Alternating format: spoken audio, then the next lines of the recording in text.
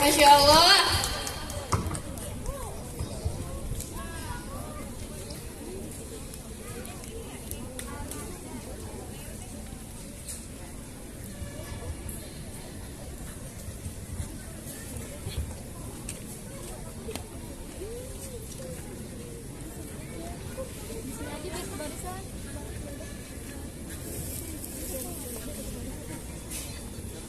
Ini nggak kelihatan.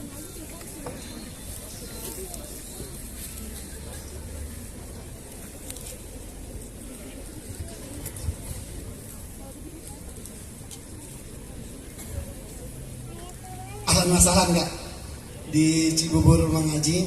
Alhamdulillah bersama kita pemuda-pemudi yang insya Allah siap mendengarkan dengan tema tetap gaul ya, tetap taat walaupun taat, tetap gaul walaupun taat.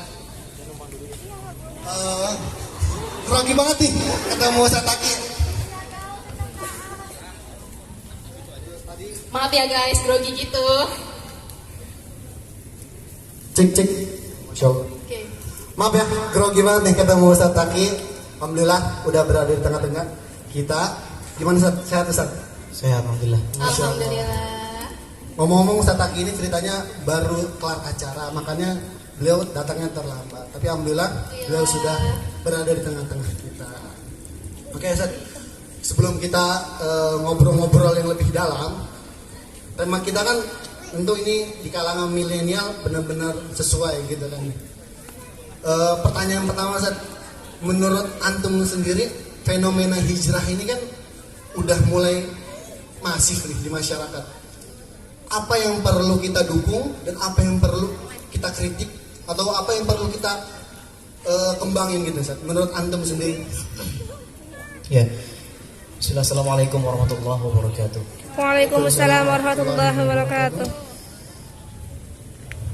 Mengenai fenomena hijrah yang lagi ramai, udah lama sebetulnya dari bertahun-tahun yang lalu sampai sekarang pun masih ramai. Tentu saya melihat fenomena ini adalah fenomena yang tentunya harus kita support ya. Bukan hanya support dari segi motivasi, tapi juga dari segi lingkungan. Kenapa saya katakan lingkungan yang baik? Nah, teman-teman yang dirahmati Allah, istri saya ya, Kak Cheryl dari sini aja. Alhamdulillah malam hari ini tak bisa hadir karena ada satu lain hal, harusnya datang. Karena saya kalau kemana-mana acara tak bisa tanpa dia. Saya tuh tak bisa pisah sama dia, walaupun hanya 3 detik saja. Masya Allah. Dari laki-laki begini. Dulu kalau saya ngisi kajian, ngisi acara, ya jenuh juga gitu loh sendiri, ya kan, melihat orang bergandengan tangan dengan pasangan halal gitu. Ya iri gitu kan, apalagi antum nih yang masih jomblo-jomblo. Aduh, jiwa jomblonya jadi meronta-ronta nggak sih Kak Fadil? Antum nyindir aneh Ustaz? Iya, nggak sengaja. Jadi tadi saya sebenarnya antum harus berterima kasih sama saya karena saya nggak ngajak istri. Oh iya betul. Karena saya kalau ngajak istri, saya pegangan tangan erat banget. Ya Allah, ini kayaknya nggak di samping terus dan ngobrol. Nah makanya ketika istri saya juga berproses hijrah, dia tahu apa-apa yang harus dia lakukan, apa-apa yang harus dia bentuk, termasuk dia mendapatkan suami mungkin seperti yang saya punya tanggung jawab besar untuk bisa mengarahkan dia, untuk membimbing dia. Alhamdulillah sekarang Kak Cheryl sudah bertemu dengan lingkungan-lingkungan yang lebih baik, positif, terus ngajak kepada kebaikan ya. Dan juga teman-teman yang selalu update kajian gitu. Jadi kalau antum punya teman yang dia ngajak antum kepada kajian, ngajak antum terus dekat sama Quran, dekat sama orang soleh, jangan dilepasin orang kayak gitu. Ya, sebaliknya apabila ada orang yang ketika antum berteman sama orang, kerjaannya itu ngajak maksiat itu. Kerjaannya itu cuma ngajak main, nongkrong, gak jelas tujuan hidupnya apa. Nah, saya rasa orang-orang seperti ini sudah mulai dikurangin pertemanannya. Ya, kalau antum mau benar-benar mau berubah, mau hijrah, maka poin utamanya adalah antum fokus dan pegang erat teman-teman yang selalu mengingatkan antum kepada kebaikan. Antum hari ini berteman sama penghafal Quran, orang-orang soleh, antum support mereka, antum doain mereka.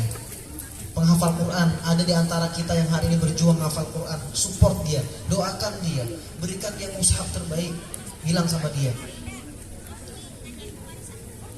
Kalau misalnya cowok, bro, ini ada mushaf, aku punya uang 50.000 rupiah, aku hanya bisa membelikan mushaf untuk bisa menghadiahkan kamu. Aku tahu kamu sedang berjuang menghafal Quran, izinkan aku menghadiahkan mushaf ini buat engkau baca, buat engkau hafal, agar pahala yang kau baca dan kau hafal itu pun mengalir kepadaku. Itu orang yang cerdas. Orang yang cerdas itu tahu bagaimana cara memvaluasi amal soleh orang lain buat diri kita. Ya, maka teman-teman sekalian, poinnya yang paling penting tadi adalah antum kalau lagi berproses hijrah, carilah orang-orang soleh, carilah orang-orang yang baik. Kalau antum punya teman yang sama-sama satu frekuensi untuk berubah menjadi orang yang baik, pegang erat-erat dia. Ketika antum futur, teman antum yang ingetin antum. Ketika antum lagi malas beribadah, ada orang-orang sekitar antum yang akan terus ngingetin antum untuk terus semangat beribadah, untuk terus taat kepada Allah, agar kita semuanya berada di jalan keistiqomah kepada Allah Subhanahu wa taala. Masya Allah. Poin intinya adalah lingkungan yang bakal membentuk kita ya, supaya istiqomah, supaya bisa tetap di atas jalan dakwah, di atas jalan hijrah ini harus berkawan dengan orang-orang yang sama. Benar. Dengan kata lain, besti til jannah nggak sih? Betul banget, besti til jannah. Oke, terus gini kan Ustadz, biasanya kan keinginan berhijrah itu kan salah satu hidayah dari Allah ya. Nah itu gimana sih cara kita menotis hidayah tersebut? Karena kan di zaman sekarang anak muda tuh pada takut hijrah, takut katanya nggak bisa gaul lagi, takut nggak punya temen lah, takut ansos lah. Padahal kita yang hijrah tetap bisa gaul kan Ustadz. Nah itu bagaimana Ustadz? Saya dulu langsung flashback nih ceritanya, kurang lebih ketika saya lulus SD, ya lulus SD mungkin 11-an tahun yang lalu. Itu di saat teman-teman saya semuanya mereka bangga masuk sekolah negeri favorit mereka, tapi saya punya pandangan yang berbeda buat mereka. Ya, saat itu saya justru berpikir untuk berlawanan arah dengan mereka. Mereka bangga masuk sekolah negeri favorit, tapi saya justru bangga untuk hijrah dari Banjarmasin ke Bogor tanah Jawa untuk melanjutkan pendidikan di pesantren. Saat itu pesantren image-nya di mata masyarakat adalah sesuatu yang dipandang sebelah mata. Orang-orang yang masuk pesantren saat itu hanya berpikir kalau orang yang lulus dari sana keluar cuma jadi ustadz, keluar cuma jadi imam masjid, keluar cuma jadi marbot masjid, keluar cuma jadi penghulu, ya. Nah, pola pikir seperti itu makin lama terkikis dengan sendirinya. Kenapa? Ketika saya masuk ke sana, saya bilang sama teman-teman saya, insya Allah santri-santri atau orang-orang yang masuk ke pesantren lulus, mereka akan menjadi orang-orang yang hebat. Buktinya, sekarang banyak di antara kita santri-santri lulusan Gontor, lulusan Darul Najah, lulusan Darul Quran, yang mereka berkecimpung di dunia usaha, bisnismen. Ada yang sekarang melakukan pendidikan kuliah di Amerika, ada yang ke Eropa, ada yang ke Mesir, dan seterusnya. Artinya apa? Orang-orang yang hari ini mereka berproses untuk menjadi orang yang lebih taat dan lebih soleh, itu tidak menutup kemungkinan dia bisa lebih berekspresi bebas, dalam tanda kutip, dalam masih koridor agama. Saya lulus pesantren pergaulan saya sama teman-teman yang mungkin mereka bukan orang pesantren, malah justru ada di antara mereka yang masih suka minum, suka nongkrongnya minum-minum khamar. Saya nggak masalah, saya duduk sama mereka. Ketika mereka mau nawarin, mereka nggak berani. Malah dakwahnya saya ke mereka apa? Dakwahnya saya ke mereka adalah ketika itu azan berkumandang, saya bilang, bro, bentar ya, gue mau sholat dulu azan. Gue ikut ya. Ada yang mungkin menanggapi, ikut bro. Ada yang mungkin menanggapi, bentar dulu bro, gue habis minum nih. Ya kan? Tapi satu sisi, saya sebagai seorang santri, ya sebagai seorang pendakwah di media sosial, yang ketika saya duduk bersama mereka, mereka justru memandang kita segan, menawarkan sesuatu. Artinya apa? Ketika kita punya ilmu agama, kita punya Quran, maka insya Allah Allah akan mengangkat derajat kita di sisi orang lain. Kita akan diangkat derajat sama Allah. Orang yang hari ini berjuang dengan Quran, insya Allah hidupnya pasti akan diangkat derajatnya. Kenapa sih hari ini justru permasalahan hidup kita tak pernah selesai? Kenapa justru masalah hidup kita terus bertambah? Hutang makin meningkat. Bahkan ada yang kemarin curhat sama saya di DM Instagram, dia pinjol, ya. Ini pinjaman online ini lagi marak banget teman-teman, dahsyat. Sampai suatu ketika dia cerita sama saya panjang lebar. Dia bilang apa? Awalnya dia cuma iseng-iseng aja. Bahkan ada yang bilang cuma nyoba-nyoba, ketagihan tanpa dia sadar dia bengkak hutangnya.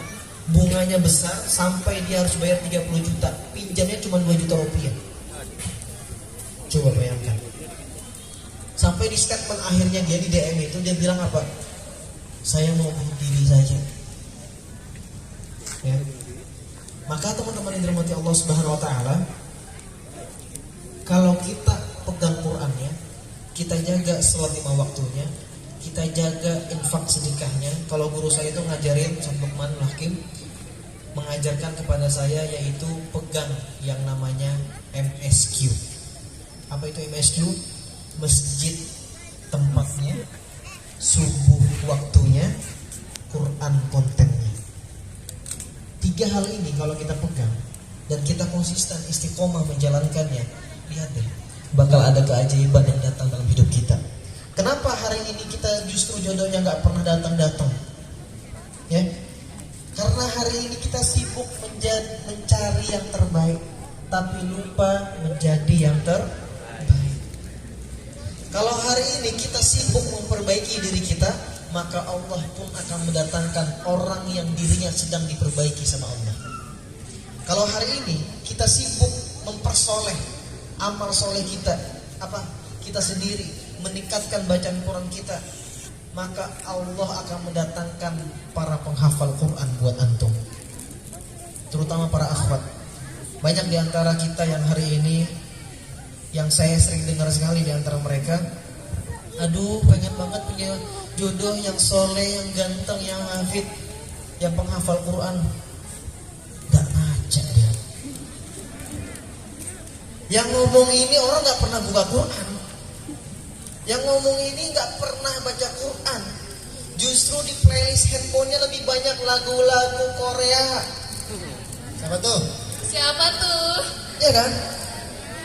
Tapi ketika diperlihatkan orang ganteng, ya, terus dia santri, ngafal Quran, ilmunya tinggi, terus dia ngomong, ya Allah, idaman aku banget, jadiin aku istri dong. Ya iya.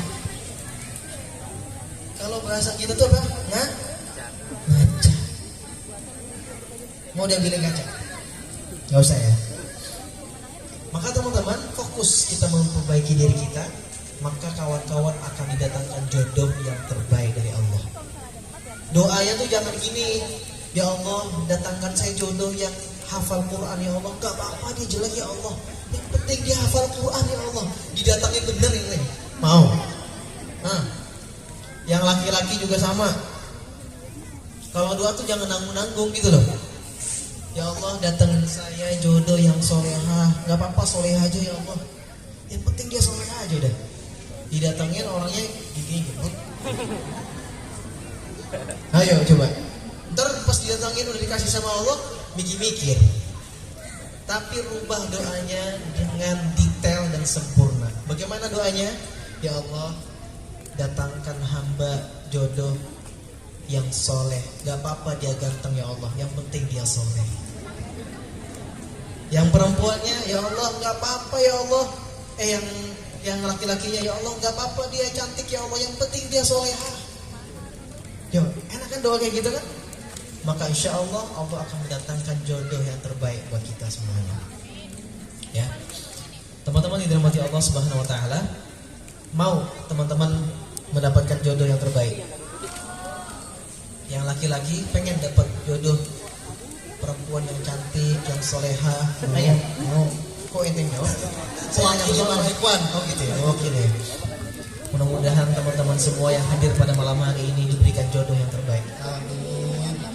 Yang ganteng, yang soleh, yang cantik, yang soleha, yang kaya, yang berbakti sama kedua orang tuanya, yang taat sama suaminya, yang suaminya sayang sama istrinya. Amin ya rabbal alamin. Samawa antil jannah. Insyaallah. Bisa lihat fenomena yang sekarang.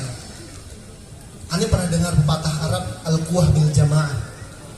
Tapi sedangkan antara kita lihat katakanlah ya yang fashion week sekarang gitu kan, itu lebih utama ketimbang kita yang hijrah gitu kan, atau yang kayak gini-gini nggak pernah diperhatikan, sedangkan yang viral malah hal yang begituan gitu. Menurut antum nih teknik apa gitu supaya kita bisa ngajak orang gimana caranya berdakwah pada teman-teman yang lain gitu? Menurut antum sendiri Berdakwah dalam konteks apa nih?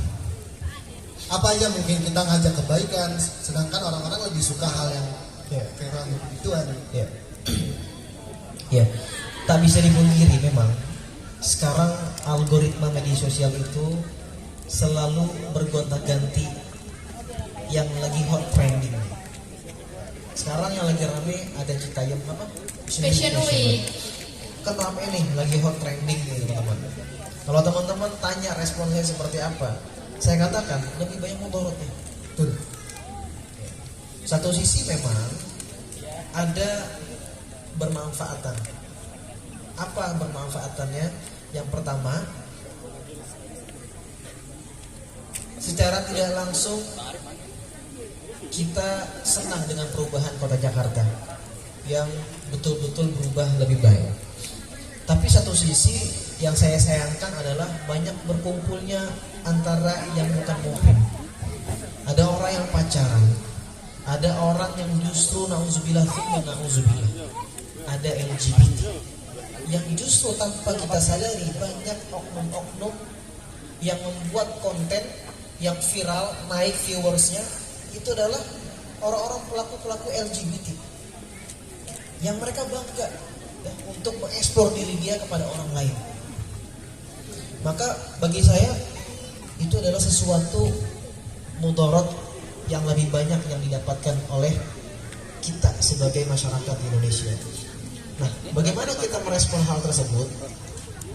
Salah satu bagaimana kita merespon hal tersebut adanya kajian-kajian rutin seperti ini. Kajian bulanan seperti ini yang diadakan di Masjid Ar-Rahman, itulah salah satu benteng pertahanan iman kita agar kita terus terjaga istiqomah dalam ketaatan kita kepada Allah Subhanahu wa taala. Kedua, antum yang hari ini punya akun Instagram, punya follower 100 ya, followingnya 1000. Siapa tuh yang kayak gitu tuh? Ada yang kayak gitu ya? Banyak nih. Saya tuh kadang sering bingung gitu loh, melihat akun-akun di DM-nya tiap hari. Terus saya buka akun Instagram yang followingnya followernya cuma 100 berapa gitu kan. Terus followingnya di 2000, 3000, postingannya kosong. Itu kayaknya second account kan? Second account gitu. Fake account. Banyak orang kayak gitu. Artinya apa? Tujuannya dia buat akun itu untuk apa? Mencari tahu kehidupan orang lain. Coba. Pokoknya kalau antum melihat ada postingan atau akun yang followingnya lagi banyak dari followernya, bisa dipastikan orang itu suka kepo kehidupan orang lain. Stalker ya Ustadz ya? Stalker, ya kan? Udahlah, ngapain sih kita stalker kehidupan orang lain? Fokus kita stalking kehidupan kita.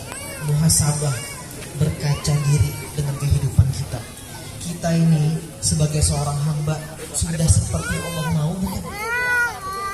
Kadang-kadang tanpa kita sadari, kita ngakunya hamba tapi gayanya kayak gaya Tuhan. Betul nggak? Betul. Ngakunya hamba tapi sekali diatur sama Allah nggak mau.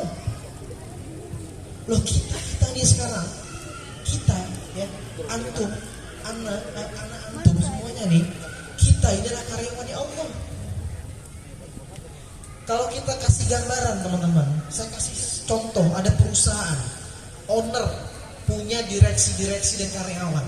Kalau seandainya ada karyawan yang melanggar SOP perusahaan, apa yang terjadi? Dikasih SP, betul? SP1, SP2, SP3 misalnya.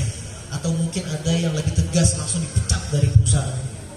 Tapi Allah punya sifat Ar-Rahman Ar-Rahim. Allah tuh punya sifat Maha Penyayang teman-teman, Maha Pengasih. Coba Allah tuh memperkenalkan namanya di hadapan kita di seluruh umat dunia di muka bumi ini, di antara 99 nama Asmaul Husna. Tapi kenapa Allah memilih yang namanya Ar-Rahmanir Rahim? Bismillahirrahmanirrahim, dengan menyebut nama Allah yang Maha Pengasih lagi Maha Penyayang. Kenapa? Karena kalau seandainya Allah tak punya sifat Ar-Rahman, mustahil orang-orang yang tak menyembah Allah hidup di muka bumi ini. Apalagi kita yang hari ini mengaku sebagai hambanya Allah, karyawannya Allah, tapi justru kita banyak melanggar peraturan perintah-perintahnya Allah. Masih untung kita hidup, masih untung kita bisa dikasih nafas. Coba kalau seandainya Allah itu sama, ya, menyamaratakan orang-orang yang berbuat kerusakan di muka bumi, sekali dia bermaksiat, sekali dia melanggar perintah Allah, langsung mati dia. Mau kayak gitu? Gak mau kan? Tapi Allah punya sifat Ar-Rahman Ar-Rahim. Allah punya sifat Al-Ghafir, Maha Pengampun. Tapi banyak di antara kita yang hari ini justru mengaku sebagai hamba, tapi merasa dirinya seakan-akan seperti Tuhan. Pengennya aturan sendiri. Loh, kok aku kan gini. Azan berkumandang, Allah sudah manggil. Allahu Akbar, Allahu Akbar.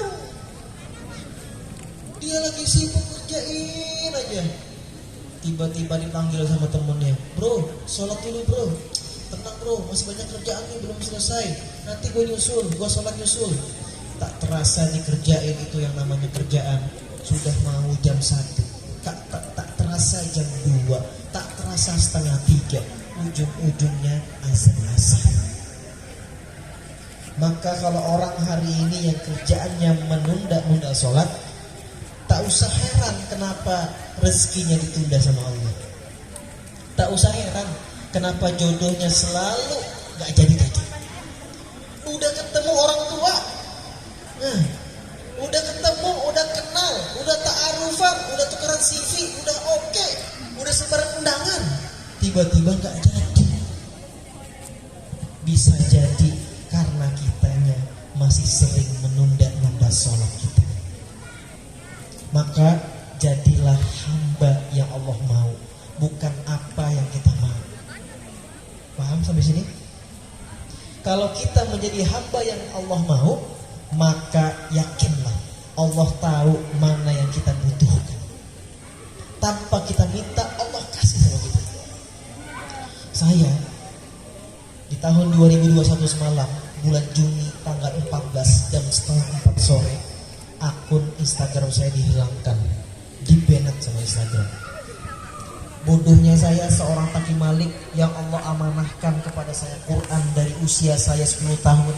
Kok bisa-bisanya saat itu saya berpikir saya bisa mengandalkan manusia agar bisa mengembalikan akun tersebut. Bodohnya saya. Dan itu banyak terjadi di antara kita. Ketika ada masalah, larinya ke manusia. Ada masalah sedikit, curhatnya sama manusia. Nangis, Belum tentu kita curhat kepada teman kita, curhatan kita membuat dia sedih sama seperti kita. Ada ya di antara kita yang mungkin kalau kita curhat sama teman kita, justru dia berbahagia, senang dalam hati.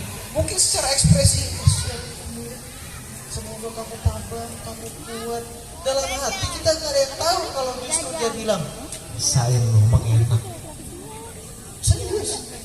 Tapi kalau kita curhatnya sama Allah, maka kita akan mendapatkan solusi dari setiap permasalahan itu. 2021 bulan Juni kemarin hilang akun Instagram. 7 bulan hilang akun Instagram saya. Di hari itu dengan merasa sombongnya, merasa mampunya saya bilang apa? Paling juga bentar lagi balik akun ini. Merasa mampu, merasa bisa, merasa punya uang, tanpa kita sadari seakan-akan kita merasa kayak seperti Fir'aun. Akhirnya apa? Saya cari hacker 1, gak ada yang bisa. Hacker kedua, gak ada yang bisa. Hacker ketiga, gak ada yang bisa. Sampai ada yang terakhir, ya hacker yang ketujuh, dan minta uang ratusan juta rupiah. Saya apain? Saya bilang, oke, saya akan siapkan uangnya. Ujung-ujungnya apa? Gak balik. Kenapa? Ketentuannya yang pegang hanyalah Allah Subhanahu wa Ta'ala. Dari situlah saya berhenti yang namanya berharap dari manusia. Karena kalau kita berharap sama manusia, ujung-ujungnya hanyalah ke pengalaman banget. Kita kalau berharap sama manusia, ujung-ujungnya hanyalah kecil. Ya, coba perhatikan, manusia itu sedikit, terbatas, banyak bohong. Apa ulangin? Manusia itu apa? Ulangin selagi yang kompak. Manusia itu apa? Sedikit kemampuannya. Apa sih manusia itu? Hanya sedikit dikasih Allah ilmu, dikasih Allah sedikit kemampuan, tak ada apa-apanya. Ya, terbatas lagi. Ya, manusia terbatas gak kemampuannya? Terbatas. Dan banyak bohong, bilangnya insya Allah besok saya bantu ya, besok-besok pas ditanya tiba-tiba hilang dia. Betul? Banyak bohongnya. Tapi kalau Allah itu banyak kemampuannya, tak terbatas dan pasti. Coba ulangin, Allah itu gimana? Yang kompak, saya pengen yang kompak. Allah itu apa? Pasti. Banyak kemampuannya, Allah Maha berkuasa, tak terbatas dan pasti. Ya, Allah gak akan pernah mengingkari janji-janjinya. Tapi justru kenapa kita hari ini banyak yang sibuk terus mengandalkan manusia dalam hidup kita? Punya hutang, curhat sama teman, pinjam hutang, nutupin hutang yang lain. Gali lubang, tutup lubang. Maka singkat cerita, setelah itu saya berhenti berharap sama manusia.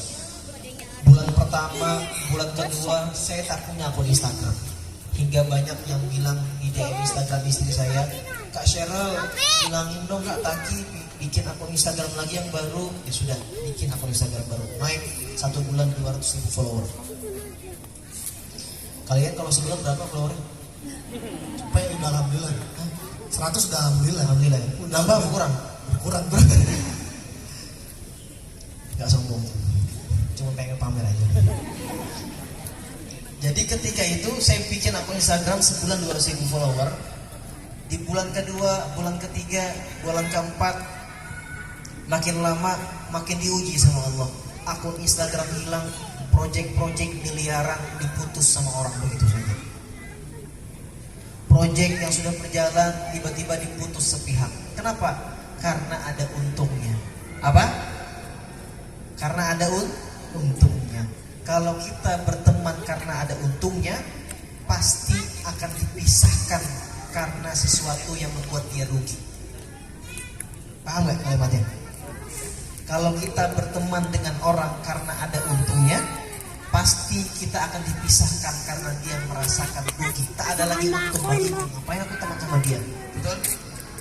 Maka carilah teman yang selalu tulus mengingatkan kita, tulus membantu kita. Itu jaga, pegang erat tangannya. Insya Allah orang-orang seperti itulah yang akan diberikan Allah jalan terbaik untuk menuju surganya Allah Subhanahu wa taala. Singkat cerita, bulan keempat, bulan kelima, saya berdoa sama Allah, ya Allah, sungguh berat betul ujian Engkau ya Allah, Engkau kasih kepadaku ya Allah. Tiba-tiba saya langsung ngaca sama diri saya, langsung stalking diri saya sendiri. Kalau tadi kan stalking orang lain, kalau ini saya stalking diri saya sendiri. Saya langsung flashback ke beberapa tahun yang lalu. Saya langsung ingat 2015 saya bikin akun Instagram. Waktu itu follower saya cuma 500 orang. Posting selfie dari atas kamera gini.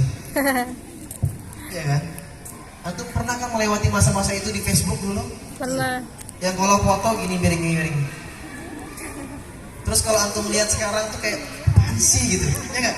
Betul enggak? Kok gini banget sih gue dulu gitu, ya kan? Nah, itulah masa lalu. Akhirnya apa? 500 follower waktu itu saya posting-posting biasalah kayak kalian gitu kan. Nggak ada caption, bilang apa tulisannya no caption, padahal itu captionnya. Betul nggak? Iya benar. Nah, maka singkat cerita, saya terinspirasi dengan postingan salah seorang qori dari Kuwait, namanya Misari Al-Balqi, termasuk dengan Ustadz Boim waktu itu. Ya, Ustadz Boim pernah kesini kan kemarin kan? Iya. Saya terinspirasi melihat postingan dia. Dia punya Quran, dia punya bacaan yang bagus, dia posting di Instagram. Saya langsung berpikir, kenapa dia posting di Instagram? Saya langsung berpikir, oh dia lagi bersyiar Quran ke seluruh dunia. Karena Quran hakikatnya memang harus diperdengarkan. Jadi kalau ada orang yang bilang hari ini kalau posting Quran di sosial media, ria banget sih. Jangan salah, kondisi umat zaman sekarang memang harus kita tonjolkan amal soleh kita di hadapan orang lain. Kalau bukan kita yang menunjukkan amal soleh, kenapa justru kita diam melihat banyak maksiat bertebaran di sosial media kita? Siapa yang nimbangin akun-akun itu? Kalau bukan kita yang ngingetin sholat ke orang lain, posting pengingat diri, posting muhasabah diri. Karena apa? Setiap antum yang punya akun akan dipertanggungjawabkan di hadapan Allah. Kalau antum pakai akun Instagram cuma hanya untuk estetik saja, ya Allah, rugi banget. Antum punya follow 500. Kalau antum berpikir aku punya follow 500, setiap aku posting story yang nonton story aku cuma 10 orang, nggak masalah. Yang penting aku selalu posting, ngingetin orang sholat, ngingetin orang ngaji. Di antara 10 orang tadi ada 1 orang yang justru dia sholat gara-gara lihat postingan kita. Maka setiap dia sholat, setiap dia ngaji, mengalir pahala orang itu kepada kita yang ngingetin. Itulah muslim yang cerdas. Muslim yang cerdas itu bisa memvaluasi amal soleh orang lain untuk diri kita. Justru jangan sampai sebaliknya kita sibuk bikin akun sosial media untuk menjadi haters orang lain. Justru kita sibuk mencari gosip-gosip, berita-berita yang berseliweran di sosial media. Rugi. Setiap detik, setiap menit antum rugi kalau antum sibuk mencari kehidupan orang lain. Atau bahkan justru na'udzubillah ketika antum sudah dapat update-nya di sosial media, antum bertemu sama teman-teman, nongkrong sama teman-teman, justru malah menggibahinya. Coba, ini permasalahan yang terjadi tanpa kita sadari. Kenapa perempuan di yaumil hisab nanti yang paling banyak penghuni neraka itu perempuan? Tahu nggak kenapa? Tahu nggak kenapa? Enggak. Hah? Karena tidak bisa menjaga lisannya. Hati-hati. Lisan kita ini kadang sering nyakitin perasaan orang lain tanpa disadari. Kita bercanda membuat dia tersinggung, dia sakit hati. Dia sakit hati. Kita gak nyadar kita yang berdosa. ngibahin orang lain, tanpa kita sadari kita sedang mentransfer pahala kita kepada dia. Nyesek gak sih? Kita sudah sholat, sudah sedekah, sudah beramal soleh, kita gibahin dia, justru dia gak punya amal soleh apa-apa. Ketika kita gibahin dia, pahala kita geser kepada dia. Nyesek gak kira-kira? Nyesek lah. Ngapain kita jadi orang kayak gitu? Ya. Maka teman-teman dirahmati Allah Subhanahu Wa Taala, singkat cerita, ini singkat cerita terus, tapi panjang banget ceritanya nih. Gak selesai-selesai ntar. Di bulan Desember tahun 2021, sebelum hari-hari sebelumnya, saya selalu doa sama Allah, ya Allah, kalau memang akun Instagram Taki Malik yang 2,5 juta follower checklist biru itu, ya Allah, bukan sombong, pamer aja. Kalau memang masih ada kebaikan di dalamnya, ya Allah, izinkan balikin akun itu, ya Allah. Tapi kalau memang akun itu tak ada kebaikan, justru lebih banyak mudaratnya, hilangkan akun itu selamanya, ya Allah. Dan izinkan pertemukan hamba dengan orang-orang yang baik, orang-orang yang soleh, agar hamba bisa balik ke Al-Quran lagi, ya Allah. 2015 itulah ketika saya mulai posting Quran ngaji, teman-teman. Mulai follower saya naik, mulai banyak yang ngikutin saya, 10.000, 50.000, 100.000. Tanpa saya sadari, Quran mengangkat derajat saya karena Quran. Allah mengangkat derajat saya karena Quran. Justru di tahun 2018, ketika saya sudah mulai sibuk berbisnis, saya sudah mulai usaha takican banana, mulai usaha takican saffron dan seterusnya segala macamnya. Saya sibuk bikin perusahaan, tanpa disadari mulai terkikis dakwahnya saya di sosial media. Langsung saya tertampar, oh ini alasan Allah kenapa akun Instagram saya dihilangkan saat itu. Porsi saya berdakwah sudah mulai berkurang. Justru otak saya sibuk mikirin bagaimana membesarkan perusahaan, sibuk bagaimana usaha bisnis saya maju, tapi lupa bagaimana mengingatkan orang buat balik ke Al-Quran. Ini banyak poinnya. Makanya setiap ada permasalahan, kalau kita kalau kita salah respon, beda hasil. Beda respon, beda hasil. Saat itu saya awalnya salah responnya, tapi makin lama saya sudah mulai dapat bahwasannya Allah lagi ngingetin saya, nampol saya, lagi kebantai saya, karena saat itu saya banyak lalainya dengan Quran. Dihilangkan.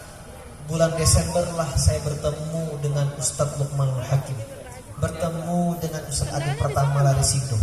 Disitulah saat lagi makan siang ngobrol sama Ustadz Luqman. Apa kata beliau? Ustadz Taki, udahlah antum ini tak usah lah pikirin tuh akun Instagram tuh, bahasa Melayu. Tak usah dipikirin, kecil lagi Allah untuk mengembalikan akun itu. Tugas antum nih sekarang, antum fokus aja ngajak orang buat balik ke Al-Quran, ngajak orang buat balik ke masjid. Insya Allah cepat atau lambat akun itu akan balik dengan sendirinya atas izin Allah, kata beliau. 2 minggu setelah beliau ngomong seperti itu, saya ikutin arahan beliau, ngajak orang buat balik ke Al-Quran, ngajak orang buat balik ke masjid. Tiap malam live Al-Muluk, ngajak orang buat ngaji. 2 minggu setelah itu, tiba-tiba akun Instagramnya balik dengan sendirinya. Di hari Jumat, habis sholat subuh berjamaah, saya ngimamin. Habis subuh kajian subuh berjamaah dengan Tuan Guru Ustaz Abdul Somad. Habis itu jam 8 paginya peresmian Baitul Mal. Jam 9 pagi dapat notifikasi email bahwasannya akun Instagram Taki Malik telah diaktifkan kembali. Siapa yang menyelesaikan semuanya?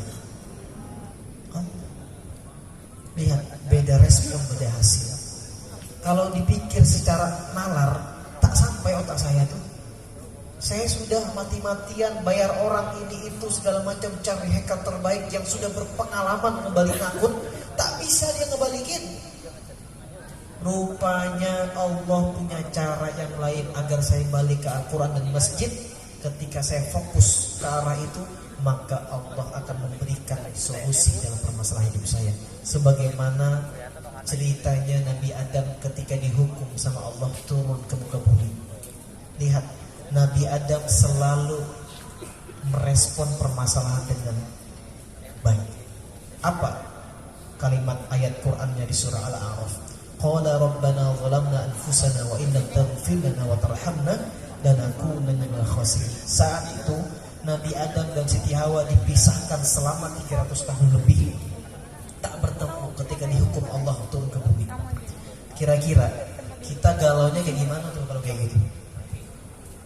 Sudah mah dihukum di bumi, nggak ada siapa-siapa, dipisahin lagi, dipisahin. Jaraknya jauhnya luar biasa dan waktunya itu beratus-ratus tahun. Kebayang nggak galaunya kayak gimana? Tapi Nabi Adam dan Siti Hawa connect hatinya, mempunyai jiwa dan pikiran yang sama, tahu cara merespon permasalahan yang Allah kasih kepada dia. Apa doanya? Qala rabbana.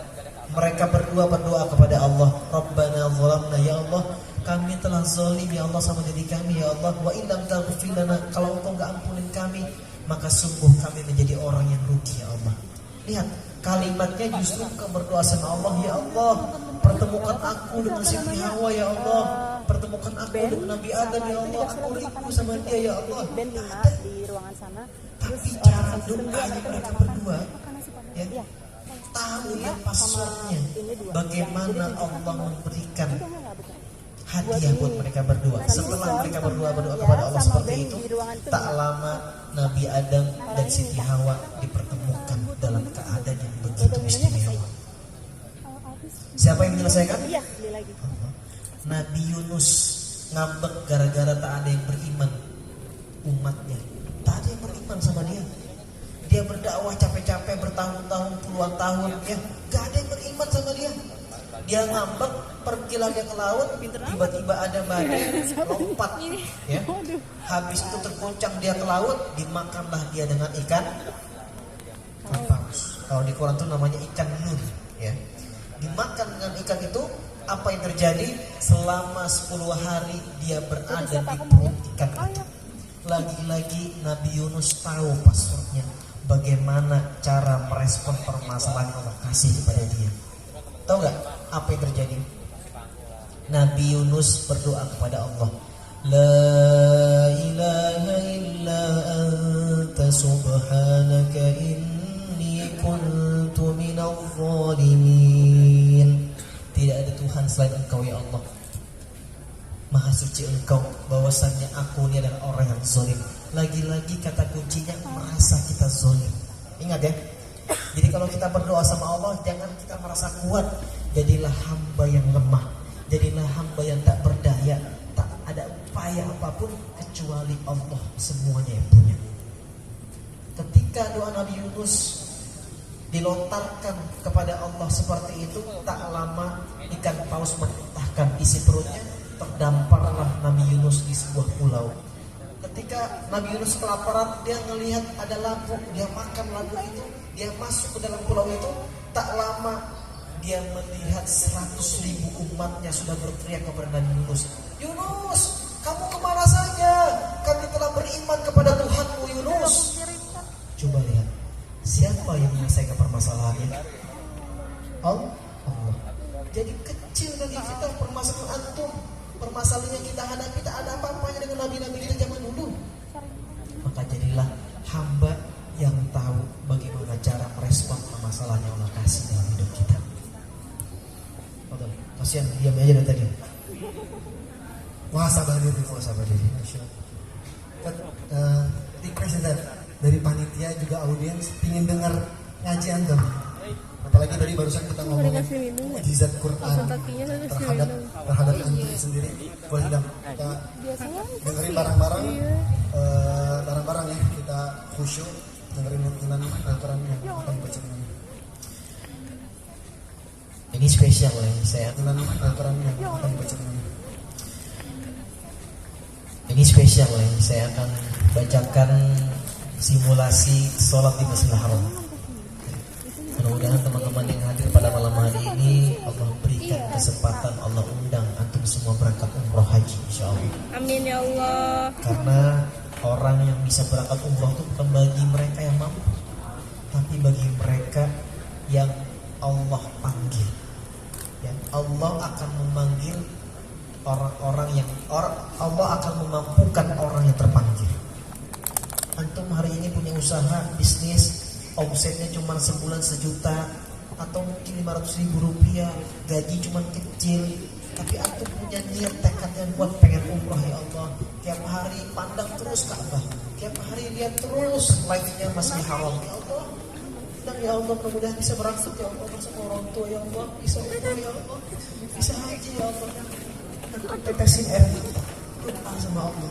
Suatu saat akan ada sesuatu cara-cara yang antum tak pernah pikirkan sebelumnya, tiba-tiba antum bisa berangkat haji atau umrah. Nggak ada yang tahu. Entah tiba-tiba orang datang ngasih haji umrah, antum berangkat umrah, nggak ada yang tahu. Maka yakinlah antum semua yang hadir saat ini, insya Allah bisa berangkat umrah dan haji. Sampai jumpa di Baitullah. Apa? Coba katakan sampai jumpa di Udah. Baitullah. Enggak, tapi tadi dia udah minum di sebelah kanan. Kok nggak ada meja itu Mina? Insya Allah. Ini saya akan bacakan simulasi sholat di Masjidil Haram, yaitu Syekh Abdul Rahman As-Sudais, ya, Imam Rois, Ketua Imam Masjidil Haram, beserta muadzinnya yaitu Syekh Ahmad bin Mula. Ya. Saya minta kawan-kawan yang hari ini hadir, coba antum benar-benar doa deh di majelis yang mulia ini. Malaikat hadir sama kita, insya Allah doanya mustajab. Antum doa sama Allah, mudah-mudahan ya Allah tahun ini bisa berangkat umrah. Sambil antum pejamkan mata, antum berdoa, antum dengerin yang saya baca, sambil ngomong sama Allah, ya Allah nikmat betul ya Allah baca ini ya Allah, apa tadi aku dengar langsung ya Allah. Antum ngomong gitu sama Allah, insya Allah diundang sama Allah. Allahu Akbar, Allahu Akbar, asyhadu an la ilaha illallah, asyhadu anna Muhammadar Rasulullah, hayya 'alas salah, hayya 'alal falah.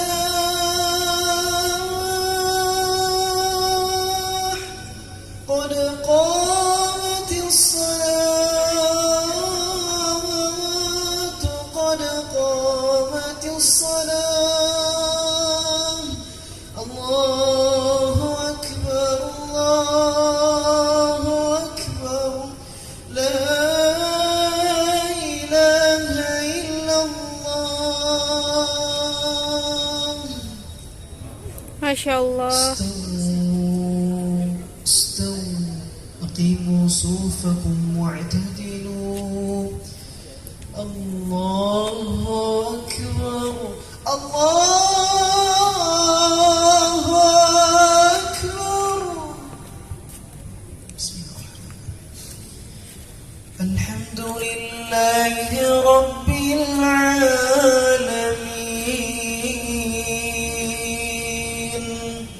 الرحمن الرحيم مالك يوم الدين إياك نعبد وإياك نستعين اهدنا الصراط المستقيم صراط الذين أنعمت عليهم غير المغضوب عليهم ولا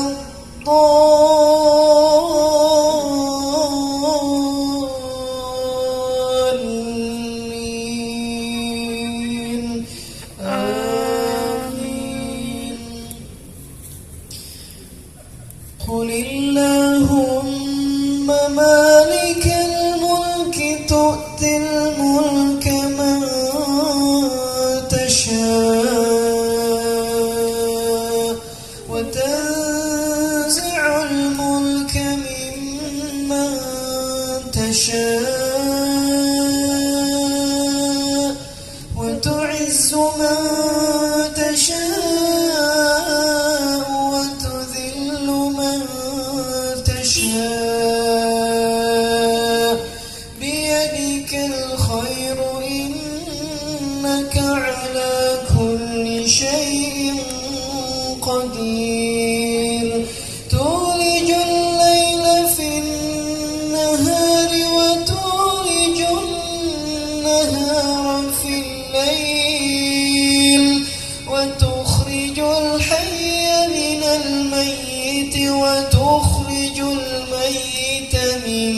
الحي وترزق من تشاء بغير حساب الله أكبر الله أكبر سمع الله لمن حمده ربنا ولك الحمد الله أكبر الله أكبر الله أكبر الله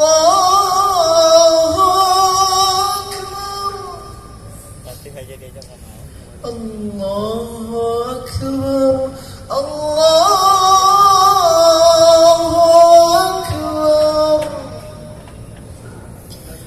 الله أكبر الله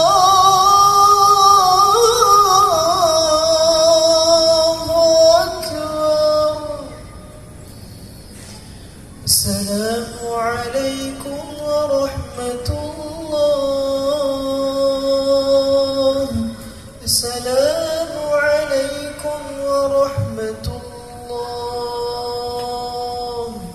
السلام عليكم ورحمة الله السلام عليكم ورحمة الله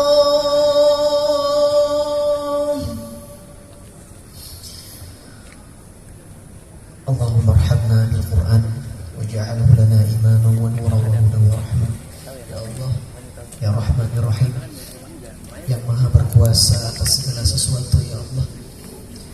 Kami hamba yang lemah ya Allah, kami hamba yang tak berdaya ya Allah, kami manusia yang banyak dosa ya Allah. Tak pantas rasanya kami meminta banyak hal kepada Engkau ya Allah. Ya Allah, kami punya banyak aib ya Allah, tapi Engkau menutupi aib kami ya Allah. Kami malu sebetulnya ya Allah, malu meminta ya Allah, malu ya Allah meminta hajat ya Allah. Sedangkan hak-hak kami sebagai seorang hamba kepada Engkau justru sering kami langgar ya Allah. Perintah-perintah yang Engkau larang ya Allah justru kami langgar ya Allah. Ya Allah, tadi kami sudah mendengar bacaan Quran ya Allah.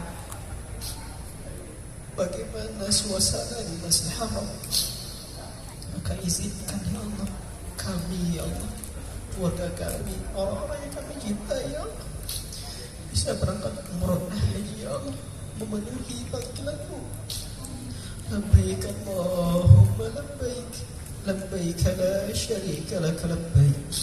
Ya Allah ya Rahman ya Rahim, pada malam hari ini ya Allah kami berkumpul tak lain dan tak bukan ya Allah untuk mengingat-Mu ya Allah, untuk menjadi orang yang lebih taat, lebih saleh ya Allah.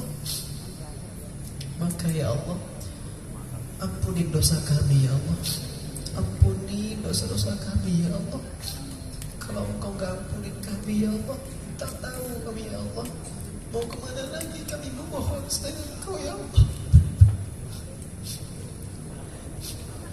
Kami hamba yang hina ya Allah, hamba yang tak berdaya ya Allah, yang tak tahu diri, banyak maunya ya Allah, tapi kemauan Engkau justru karena kami lupa ya Allah. Ya Allah, ya Rahman ya Rahim, jadikanlah orang-orang yang berkumpul pada malam hari ini ya Allah, bukan hanya berkumpul di dunia ya Allah, tapi kumpulkan kami semua ya Allah di surga bersama Rasulullah SAW, bersama orang-orang yang kami cintai ya Allah. Apabila ada di antara kami yang hari ini punya hutang ya Allah, bantu selesaikan hutangnya ya Allah. apabila ada di antara kami yang hari ini belum ketemu dengan jodohnya ya Allah, berikan jodoh yang terbaik menurut Engkau ya Allah.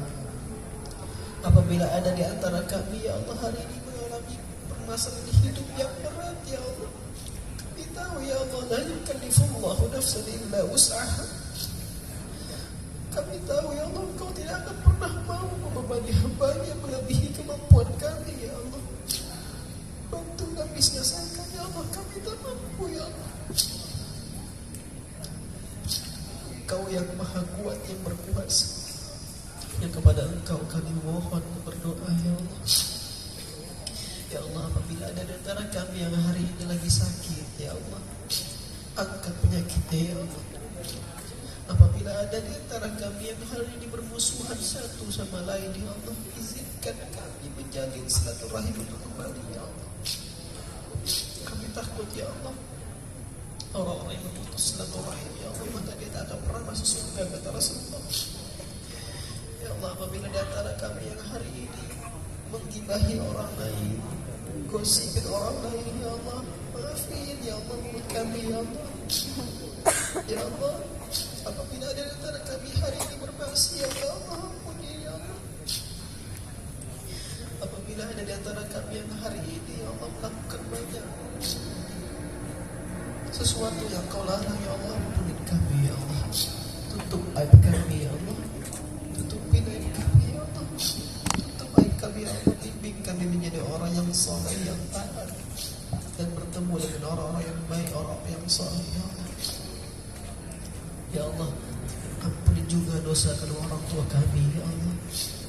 Dosa orang tua kami ya Allah, sayangi mereka sebagaimana menyayangi kami waktu kecil ya Allah.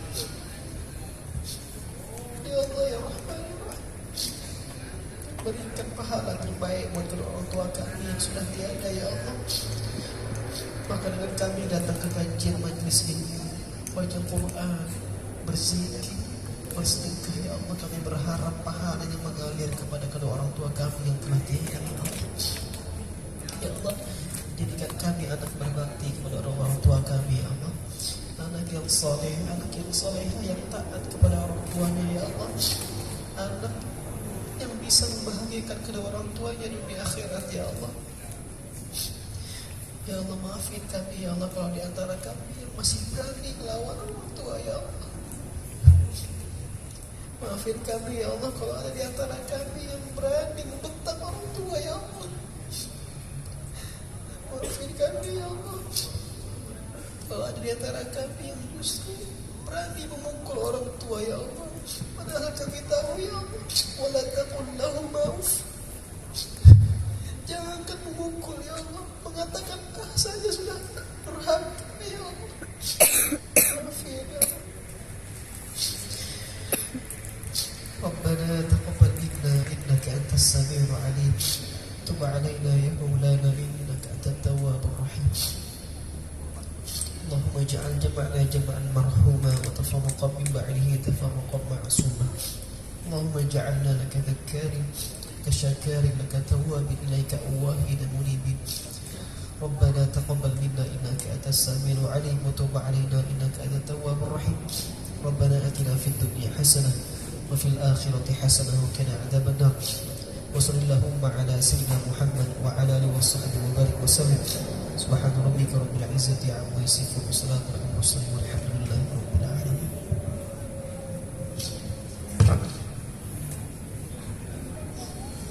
Masya Allah, jazakallah khairan Ustaz atas renungan pada malam hari ini, sampai banyak yang berderai air mata. Ada beberapa pertanyaan Ustaz dari audiens kita untuk menutup malam ini. 2 pertanyaan terakhir mungkin. Pertama ada dari Farhan _kembar. Ustaz, saya ingin bertanya bagaimana cara Ustaz untuk menjaga hafalan di kesibukan yang benar-benar ada. Dalam orang berproses menghafal Quran, ketika dia sudah menyelesaikan hafal Quran 30 juz, banyak yang berpikir ketika dia selesai 30 juz itulah kemenangan yang didapatkan. Padahal bukan. Justru ketika dia menyelesaikan hafalan Quran 30 juz, itu baru langkah awalnya dia naik ke tangga selanjutnya. Karena perjuangan seorang menghafal Quran tak cukup hanya menghafal, tapi bagaimana menjaga hafal Quran. Dan inilah perjuangan terberat bagi seorang menghafal Quran. Bagaimana cara menjaga menghafal Quran, terutama buat kawan-kawan yang punya kesibukan atau saya yang punya kesibukan. Kalau saya pribadi, ketika kita sudah menyelesaikan hafalan Quran 30 juz ya, dan kita harus memasang target setiap hari minimal harus berapa juz yang bisa kita mampu untuk kita murojaah. Misal sehari kita bisa 3 juz. Terus bagaimana cara membaginya agar kita bisa baca 3 juz sehari? Kalau saya simpel, saya baca Quran atau murojaah, mengulang hafal Quran itu ketika saya mau sholat subuh, bangun malam, sepertiga malam, jam 3:30, sholat malam 2 rakaat. Habis itu saya mulai murojaah. Paling banyak malam itu saya baca sejuz. Kemudian subuh, ba'da subuh lanjut lagi, bacanya setengah juz saja. Ya. Nah nanti ba'da zuhur baca lagi setengah juz lagi. Kan banyak waktu luang tuh, karena waktu istirahat kita, alhamdulillah kan saya punya perusahaan yang saya bisa lebih leluasa lah untuk mencari waktu kosong. Jadi di saat waktu-waktu itulah momentum kita sebagai seorang penghafal Quran menjaga hafal kita dengan murojaah. Habis zuhur setengah juz lagi, sudah 2 juz ya. Habis asar baca nggak usah setengah juz, 5 halaman kalau memang nggak terlalu mepet waktunya, atau kalau yang bisa setengah juz nggak masalah. Nanti habis maghrib selesaikan sisa dari target yang kita sudah tentukan 3 juz sehari. Sebenarnya yang bagus, yang paling yang lebih efektif atau lebih sempurna itu adalah minimal sehari itu adalah 5 juz sebetulnya. Tapi ini tergantung bagaimana kesanggupan kawan-kawan sekalian. Yang penting kawan-kawan harus konsisten. Makanya pentingnya ada target, itu sangat mempengaruhi keistiqomahan kita dalam menghafal Quran. Teman-teman, kalau keluar rumah terus gak ada tujuan arah hidup, kira-kira bingung gak kita mau ngapain? Ya kan? Tapi kalau misalnya kita sudah tahu tujuan kita adalah mau misalnya dari Cibubur mau ke Bekasi, mau ke Bantar Gebang, ya, kira-kira perlu gak lewat Sukabumi? Gak usah kan? Kira-kira perlu gak ngelewatin dulu, muter dulu lewat Jogja? Enggak kan? Tapi perlu, kita harus tahu jalannya bagaimana. Itulah yang disebut dengan jalan torikoh, ya, torikoh untuk kita sampai kepada tujuan akhir kita. Begitu juga orang yang memurojaah hafal Qurannya, dia harus punya target. Ketika dia sudah punya target, aku sudah harus sampai nanti jam sekian untuk sampai di Bantar Gebang jam sekian, maka harus aku maksimalkan dengan aku mempersiapkan diri, aku mempersiapkan motor, harus ada bensinnya, harus ada ininya segala macamnya. Itulah yang disebut sebagai ikhtiar perjuangan kita sebagai seorang penghafal Quran. Kalau kita ada target, maka kita akan cepat sampai. Ya. Tapi kalau kita nggak ada target, ini juga berlaku buat teman-teman yang pengen ngafal Quran tapi tak punya target. Ya, antum kalau ngafal Quran nggak punya target, nggak tahu selesainya kapan. Tapi kalau antum sudah pakemin dalam diri antum berazam, ya Allah, saya pengen menyelesaikan hafal Quran 30 juz dalam jangka waktu 5 tahun ya Allah. Antum tinggal bagi 5 tahun. Bagi berapa kemampuan antum seharinya. Kalau antum pengen hafal Quran selesai 3 tahun 30 juz, berarti antum sehari minimal 1 halaman. Ya. Minimal 1 halaman. Antum konsisten setiap hari. Berarti kalau antum 5 tahun pengen hafal Quran selesai 30 juz, berarti antum 1/4 halaman. Itu aja simpel sebetulnya. Tapi yang paling penting tadi ketika antum memurojaah itu butuh partner. Kalau saya di rumah itu ada adik saya, ada Duha, ada Fatih. Biasanya sebelum menikah tuh sama Wafik sudah menikah, dapat suami penghafal Quran juga 30 juz. Jadi dia murojaahnya sama suaminya, sudah bukan sama saya lagi. Jadi kalau di rumah Saya sama duha stor-storan setiap pagi rutin minimal setengah juz gitu loh, simak-simakan bacaan Quran. Antum coba bayangin deh, antum berproses ngafal Quran 30 juz ya. Terus pas dalam ngafal Quran baru hafal 10 juz, dikasih sama Allah yang hafal Quran 30 juz, ya kan? Terutama yang perempuan nih, aku baru hafal 10 juz, suaminya 30 juz selesai, mungkin lagi hafal Qurannya. Terus mau tidur simak-simakan, ya romantis banget gitu loh, ya kan? Bener gak? Jadi romantis yang terbaik itu menurut saya ketika di atas ranjang, ketika mau tidur, simak-simakan bacaan Quran. Saya sebenarnya gak mau posting aja kalau masalah-masalah kayak gitu. Kasihan jomblo gitu loh, ya kan? Kita kan kalau mau tidur tuh, kan jomblo ngapain bingung main handphone, ya kan? Tapi kalau orang yang sudah menikah, sudah punya pasangan punya pasangan yang satu frekuensi, ya kan? Apalagi sama-sama punya hafal Quran, di atas kasur sebelum tidur itu apa? Yang semakin bacaan Qurannya aku gitu, enak kan? Itulah yang disebut sebagai romantisme tingkat langit. Gak ada yang bisa nyanyiin romantis selain romantis suami istri ketika simak-simakan bacaan Quran. Mudah-mudahan antum mendapatkan jodoh yang seperti itu. Amin.